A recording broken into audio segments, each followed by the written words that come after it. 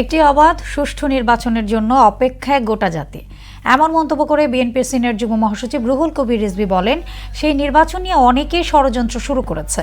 আরাফাত রহমান কোকোর জন্মদিন উপলক্ষে সকালে বনানী কবরস্থানে শ্রদ্ধা নিবেদন শেষে এসব কথা বলেন রিজভী। আরাফাত রহমানকে ষড়যন্ত্রমূলকভাবে আওয়ামী লীগ মৃত্যুর দিকে ঠেলে দেয় বলেও অভিযোগ করেন তিনি। গোটা জাতি প্রত্যাশা করছে একটা অবাধ সুষ্ঠু নির্বাচন। এই নির্বাচনকে নিয়েও অনেকে নানা ধরনের কূট কৌশলের আশ্রয় নিয়ে ষড়যন্ত্রের মধ্যে লিপ্ত আছে। আরাফাত রহমান কোকো এমন এক সময়ে মৃত্যুবরণ করেছে, এটি স্বাভাবিক মৃত্যু নয়, এটি ষড়যন্ত্রমূলক ভাবে আরাফাত রহমান কোকোকে মৃত্যুর দিকে ঠেলে দিয়েছিল আওয়ামী ফ্যাসিবাদের